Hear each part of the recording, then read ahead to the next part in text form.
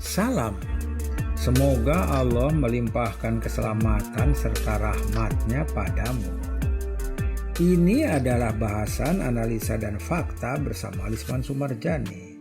Selamat mengikuti. Analisa kita kali ini akan fokus pada strategi apa yang akan dipakai Anies saat Pilpres 2024. Apakah Anies akan menggunakan strategi yang sama seperti saat dia bertarung di Pilgub DKI tahun 2017? Saat itu dia berhasil menang mengalahkan Ahok. Logikanya, orang akan menggunakan strategi yang terbukti berhasil untuk diulangi lagi. Inilah kondisi Anies saat Pilgub DKI 2017 saat melawan Ahok. Yang pertama Anies lihat adalah apa keunggulannya Ahok dan kemudian melihat kelemahannya untuk diserang. Untuk itu diperlukan konsultan politik yang piawai untuk melihat semua kondisi dan memanfaatkannya untuk keuntungan klien, dalam hal ini Anies. Adapun keunggulan Ahok saat dia menjabat gubernur DKI menggantikan Jokowi yang terpilih menjadi presiden di tahun 2014 adalah satu, jujur. Semua rapat-rapat dinas videonya diupload ke publik untuk diketahui. Struk gaji dia sebagai gubernur juga diperlihatkan ke publik. 2. Kerja benar.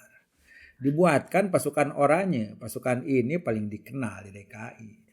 Pekerja harian lepas ini bertanggung jawab atas segala prasarana dan sarana umum. Mereka bekerja membersihkan sampah hingga sungai. Basisnya kelurahan. Dan yang ketiga, Ahok dekat dengan rakyat. Saat Ahok menjadi gubernur DKI menggantikan Jokowi yang terpilih sebagai presiden, ia mempersilahkan masyarakat datang langsung ke balai kota untuk mengadu. Pada tahun 2016, Ahok menyediakan meja pengaduan khusus di teras balai kota. Sejak saat itulah banyak warga Jakarta berdatangan ke balai kota untuk mengadukan permasalahan yang mereka alami. Namun, ada pula warga yang datang hanya untuk bersalaman dan berfoto dengan Ahok. Kemudian saat Anies berhasil menjadi gubernur DKI, pengaduan masyarakat di balai kota ini dihilangkan dan diganti dengan aplikasi. Kemudian kelemahan Ahok. Ini yang dicari Anies dan akan dieksploitasi untuk digunakan untuk menghancurkan kredibilitas Ahok. 1. Ahok itu Cina. 2. Ahok itu non-Muslim. 3. Ahok itu banyak omong. Bagaimana mungkin seorang non-Muslim memberikan uraian, menginterpretasi surah Al-Maidah?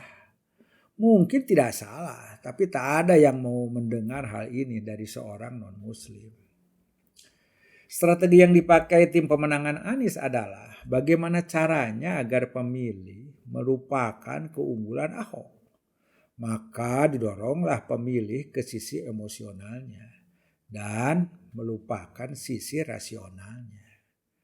Tonjolkan semua kelemahannya, dibesarkan, di blow up. Dibuatlah Ahok itu sebagai orang jahat agar orang lupa bahwa Ahok itu jujur dan bisa kerja. Maka dibuatlah label bahwa Ahok itu penista agama. Maka untuk mengalahkan Ahok, aksi yang dilakukan Anies adalah 1. Menggunakan isu agama. Bahkan dengan cara yang vulgar. Sampai ada masjid yang tidak mau mensolatkan pendukungnya Ahok. 2. Melakukan kampanye di masjid. 3. Termasuk meminta dukungan ormas garis keras. Agar mendapatkan gaung yang keras bahwa Anies itu melawan seorang penista agama.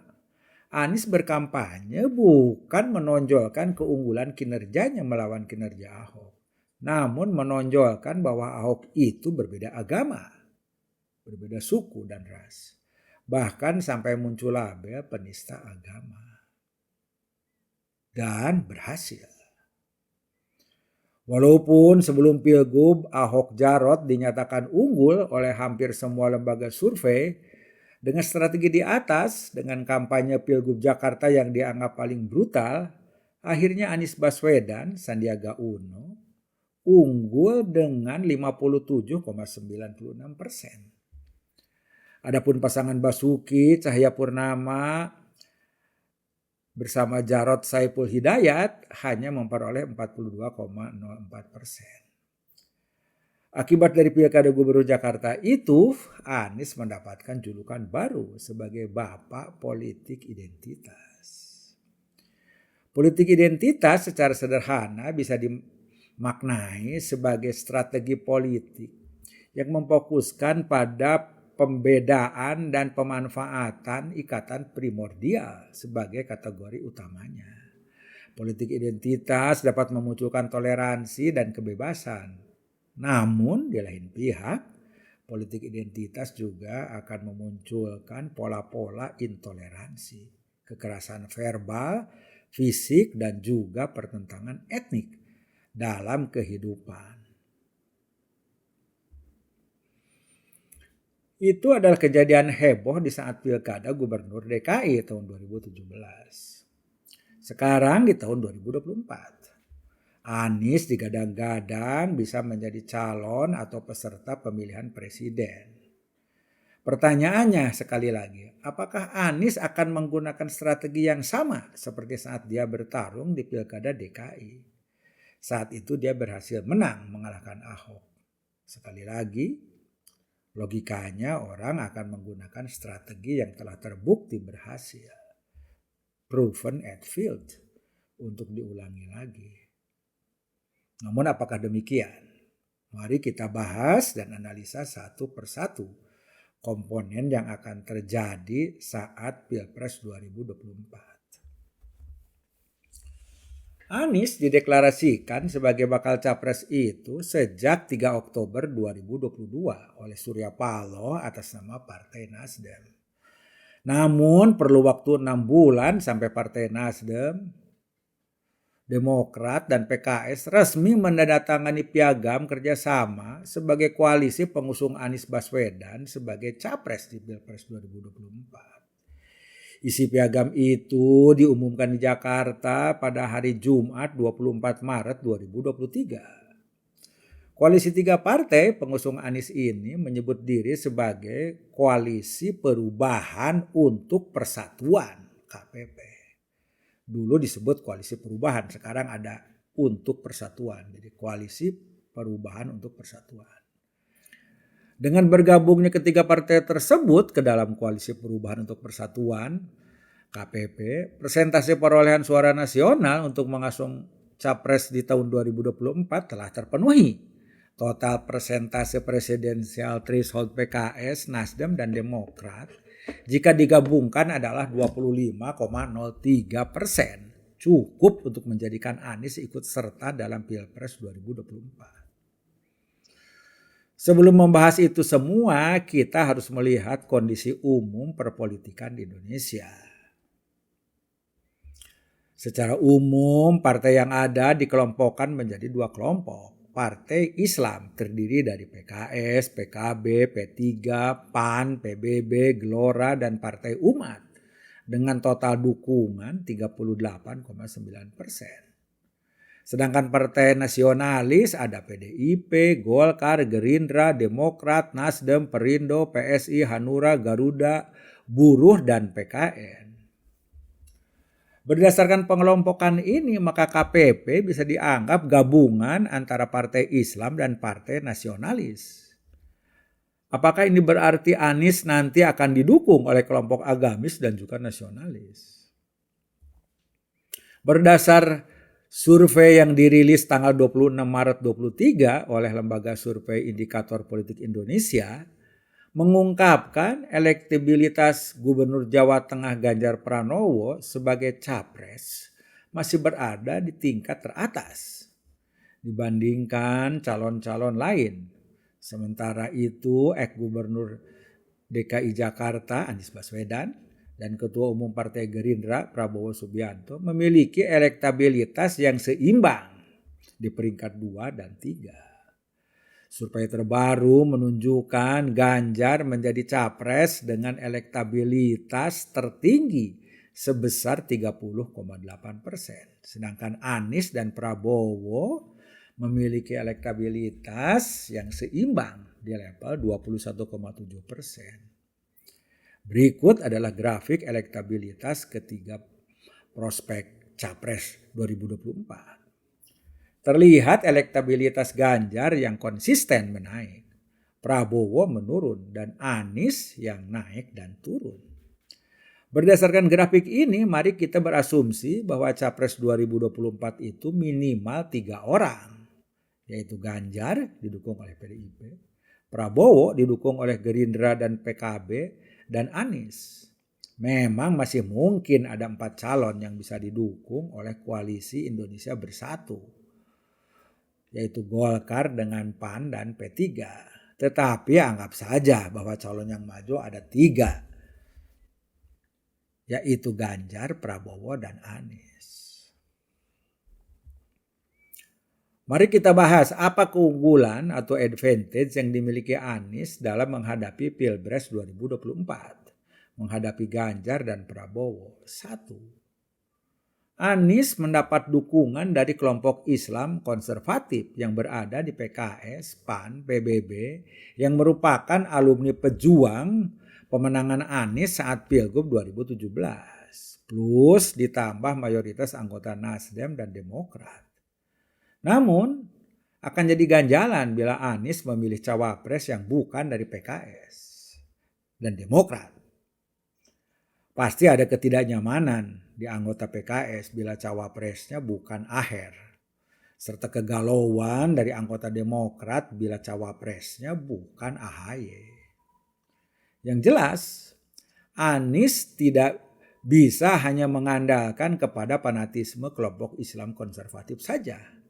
Apalagi kata survei LSI yang dirilis Jumat 17 Maret 2023, partai berbasis Islam total dukungan hanya 17,6%. Sedangkan nasionalis mencapai 61,0%. Jadi besar kemungkinan suara pendukung Anies berbasis Islam akan berada di bawah 17,6%. Karena PKB jelas tidak akan mendukung Anies. P3 juga besar kemungkinan tidak. Dan ditambah dengan suara nasionalis yang berada di Nasdem dan Demokrat, kalau diasumsikan suara tambahan dari Nasdem dan Demokrat sama dengan suara yang hilang dari kelompok Islam, maka maksimal dukungan kepada Anies ya sekitar 17,6% ini. Itu adalah maksimal. 2. Ini yang penting.